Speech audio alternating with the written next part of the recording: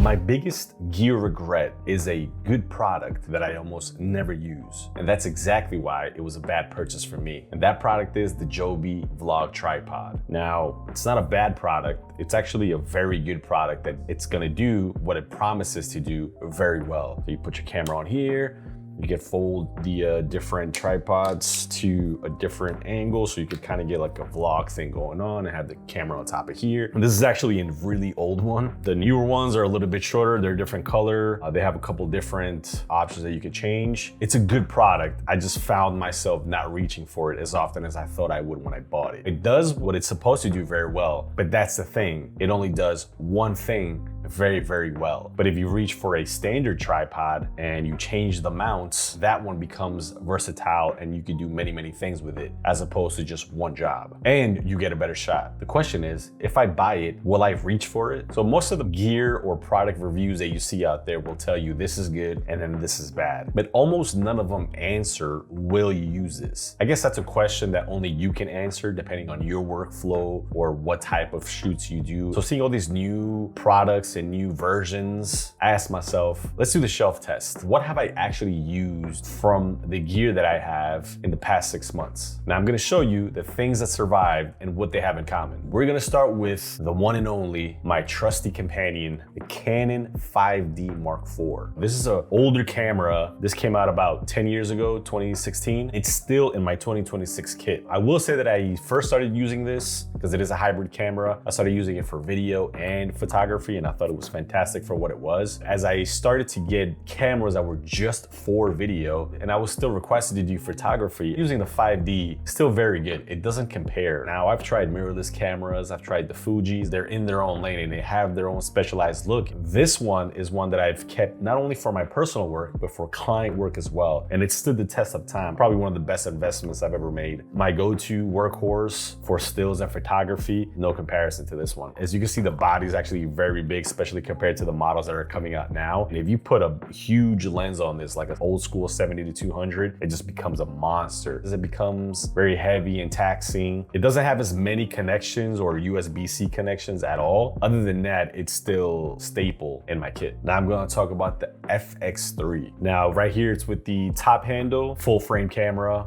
almost 4 years old, great quality, cinema grade, a lot of audio options, especially with the top handle. You can rig this however you want, add things to it. I find myself still using this, not just for my own work, but for client spec work as well. This is one of the most practical cameras out there that I've ever used, and it fits perfectly for my workflow. Now we're gonna move on to a lens, and this is the Sigma 35mm f-stop 1.4. And I use this one for interviews, product shoots. I even paired this up with the 5D, and it makes fantastic stills, crisp, clear. It goes all the way to 1.4, so it opens really wide, and it's very, very sharp. It's not a super wide lens, not a telephoto lens at all. It's right in that sweet spot, and I can use it for multiple different shoots, and that's why it still survives in my kit. Now I'm gonna go to the audio. The one that's in my kit is the Rode VideoMic NTG. I use it for two different things. So not only can I use it as a shotgun mic to mount it on the camera, I can also get a boom pole and then mount it that way.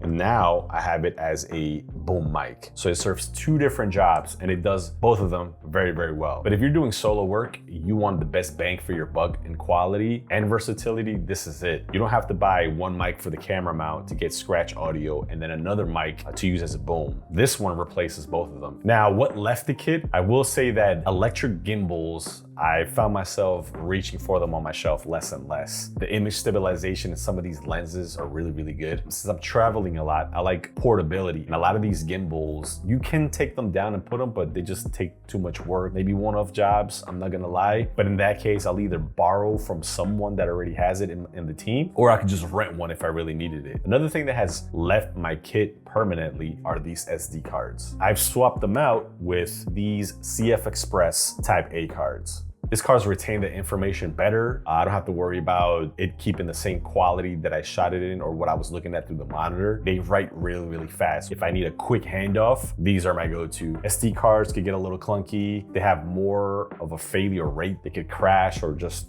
erase all my footage, and that's a huge no. I don't use the SD cards as much anymore. If I'm recording video, I'll use the CF Express Type A. And again, this is my experience with them. I'm not claiming these to be better than anything. This is strictly my workflow. This is the rule. If you're gonna buy gear, or if you see some piece of gear that you're just itching to buy, ask yourself one question. Does it do more than one job? 35mm does 3 jobs. The Rode mic does 2 different jobs. A standard tripod plus different mounts does many jobs. The Joby does 1 job. Electric gimbals do 1 job. Now I'll give you guys an honest caveat. Specialization is real and sometimes correct. Sometimes you just want that one thing that does that one job really, really well. Single-use overhead is what's expensive. I want to buy things that do more than 1 job, not only to save money, but also for space, practicality. But for now, these are the staples in my gear kit. Let me know if you agree, disagree, or if you have any of your own staples that you'd like to share. I appreciate you guys for watching, and until next time.